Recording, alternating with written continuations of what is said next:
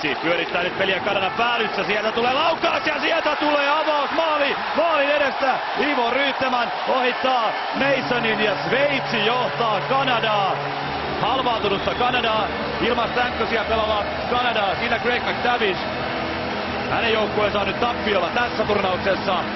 Tässä ottelussa Sveitsiä vastaan. Ivo Ryyttämän kokenut sveitsiläinen.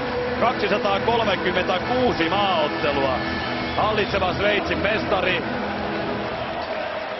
Ja tulihan se sieltä kun tarpeeksi kokeiltiin. Ja tuosta epäonnistuneesta laukauksesta De Runsilta kiekko suoraan Ryyttämänille. Ja ehkä De Runs sitten pelin jälkeen sanoi, että se oli tarkoitettu syöttö. 1-0 Sveitsi. De Runs maalin eteen ja Sveitsin toinen maali. Ambyl. Ehkä jopa luistiminen siellä välissä. Martin Blys maalin edessä. 2-0 Sveitsille. Siinä tuetaan De Runs. Ja onpahan alku tälle kamppailulle. Martin Blys. Kolmas maali hänelle tähän turnaukseen. Ja nyt Kanadaa viedään.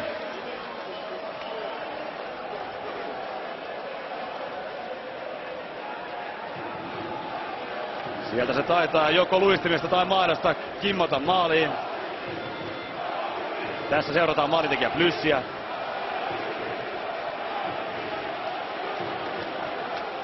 Potkus ei ainakaan ole.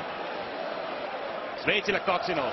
Saatan olla Kanadalle aloitusvoitto hyökkäysalueella. Duchesne harhauttelee sveitsiläisiä. No nopeat liikkeitä ne tepsivät Duchesne.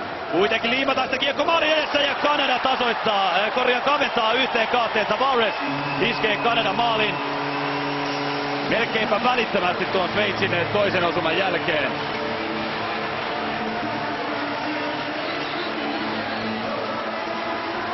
Se oli ensimmäinen maali Tobias Stefanin arvokisatasolla. John Tavaresin kolmas osuma tähän turnaukseen.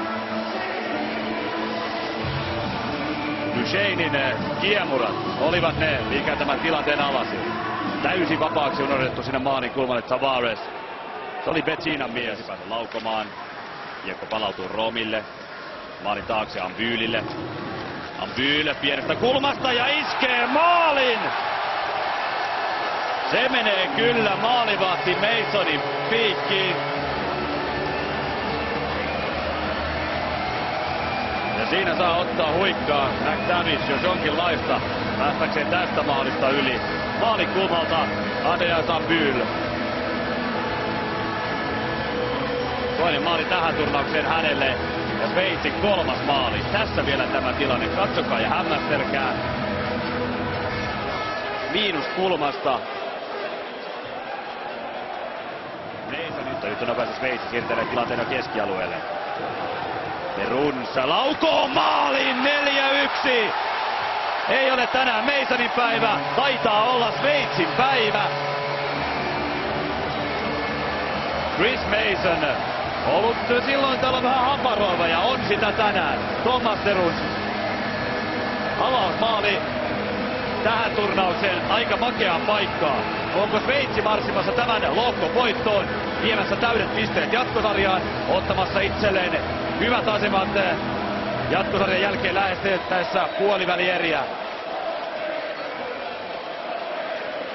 Del Sotton varjosta tuo laukaus lähtee ja se kolahtaa sinne takarautoihin. Kainalosta menee. 4-1 Sveitsille.